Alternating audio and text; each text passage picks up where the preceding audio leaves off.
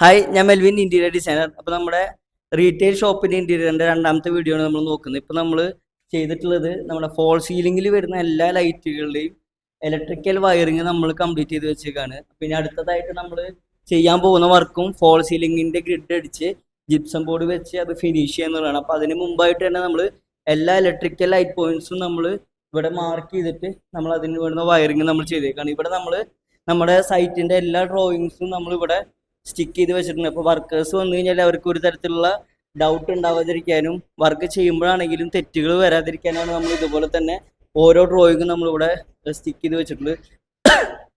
അപ്പോൾ ഇതിൽ നമുക്ക് സീലിംഗ് ലേഔട്ട് ഇവിടെ നമുക്ക് കാണാം. കണ്ടിരിക്കും.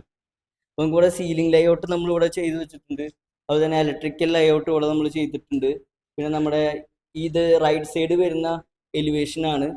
അതുപോലെ തന്നെ നമ്മൾ ലെഫ്റ്റ് സൈഡിൽ നമ്മൾ ചെയ്യുന്ന ആ ഒരു ഭാഗത്തിന്റെ എലിവേഷൻ ഡ്രോയിങ് നമ്മളിവിടെ വെച്ചിട്ടുണ്ട്. അപ്പോൾ അതുകൊണ്ട് തന്നെ ഏതൊരു വർക്കർ വന്ന് നോക്കുകയാണെങ്കിലും അവർക്ക് ആ ഡ്രോയിങ് നോക്കിക്കഴിഞ്ഞാൽ അതിൽ മെഷർമെന്റ് ഒക്കെ കൊടുത്തിട്ടുള്ള കാരണം കൊണ്ട് തന്നെ മിസ്റ്റേക്ക് ഇല്ലാതെ വർക്കുകൾ ചെയ്യാനായിട്ട് പറ്റും. ഇപ്പോൾ ഫ്ലോറിലൊക്കെ നോക്കുകയാണെങ്കിൽ നമ്മൾ ഫ്ലോറിൽ കൂടി നമ്മൾ കോൺഡ്യൂട്ട് പൈപ്പ്സ് കൊണ്ടുപോയിട്ടുണ്ട്.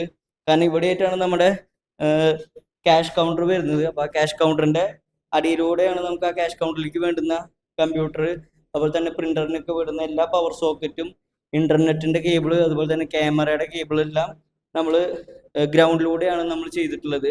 ഇവിടെയായിട്ടാണ് നമ്മുടെ DB ബോർഡ് വരുന്നത്. അപ്പോൾ DB ബോർഡും ഓൾമോസ്റ്റ് അതിന്റെ വയറിംഗ് ഒക്കെ കംപ്ലീറ്റ് ചെയ്തിട്ടുണ്ട്. ഇനി ത്രൂ ഔട്ട് എല്ലാ വർക്കുകളും കഴിഞ്ഞിട്ട് നമുക്ക് ഇതിൽ DB ഡ്രസ്സിങ് കൂടിയാണ് ബാക്കിയുള്ളത്. അപ്പോൾ സൈറ്റൊക്കെ ഇനിയിപ്പോൾ അടുത്തൊരു വർക്കിന് വേണ്ടിയിട്ട് ഏറ്റവും നീറ്റ് ആൻഡ് ക്ലീൻ ആയിട്ട് നമ്മൾ കീപ്പ് ചെയ്തിട്ടുണ്ട്. ഇനിയിപ്പോൾ ഇന്നോ അല്ലെങ്കിൽ നാളെ വൈകിട്ടായിട്ട് നമ്മൾ ഫോൾ സീലിംഗിന്റെ വർക്കാണ് ഇനി സ്റ്റാർട്ട് ചെയ്യാൻ പോകുന്നത്. അപ്പോൾ ആ ഒരു വർക്കിന്റെ വീഡിയോ അടുത്തൊരു വീഡിയോയിൽ കാണാം. അതുവരേക്കും ബൈ.